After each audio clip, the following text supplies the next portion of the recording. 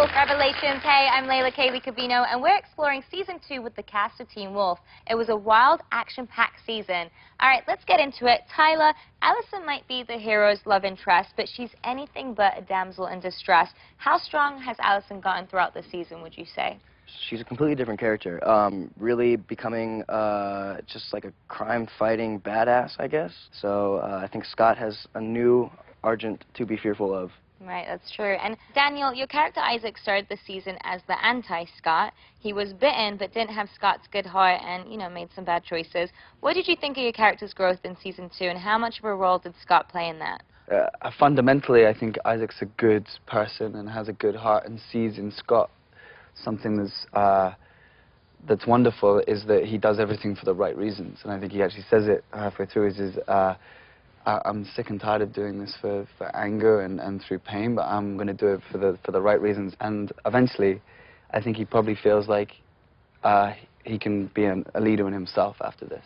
I'm actually happy you touched on that, because, Tyler, Isaac might have learned how to become a werewolf from Derek, but he learned how to become a hero from Scott.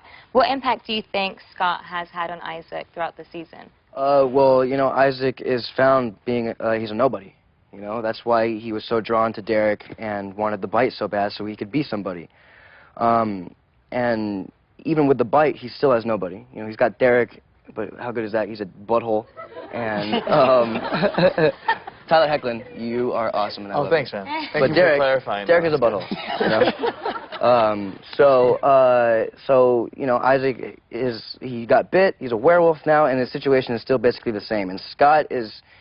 You know, he welcomes him into his life and, you know, wants to help him out. And he's noticing that as friendship and, like, a real relationship. So I think that's what attracts Isaac to Scott. Plus, Scott is gorgeous and, you know. Well, you know, he's equally as gorgeous, too. Right, yeah. All right. Not his werewolf. His werewolf is ugly.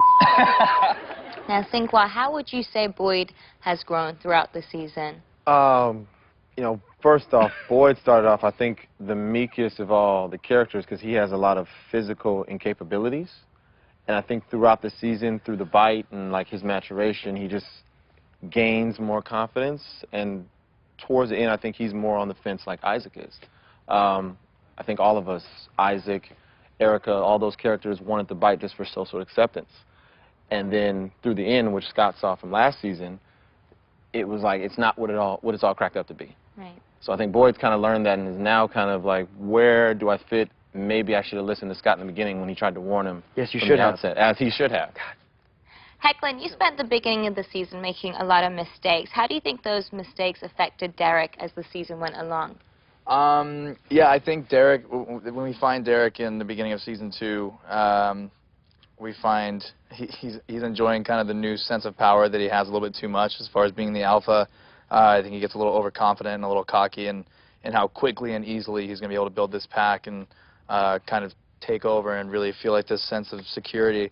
So, you know, he first, you know, mistakes Lydia as being the Kenema, and, you know, after that it goes sour, and then he has so many struggles trying to defeat the Kenema and then competing with the hunters as well.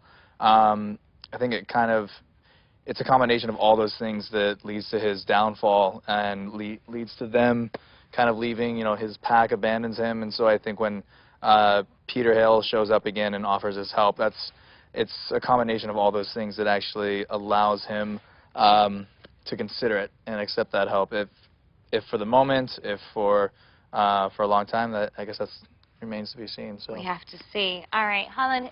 You know, Lydia's come a long way from the beginning of the season, from when we first saw you. What do you make of her journey and her relationship with Jackson?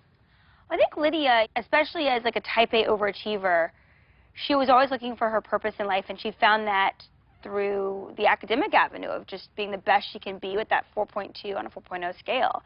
And now she realizes there is a bigger calling for her in life. And if she was lethal as a mortal, you should see what I think is going to happen to her when she knows that supernatural possibilities are out there. All right, I think we've spent enough time discussing the past. After this break, we'll head to the future. We'll be right back.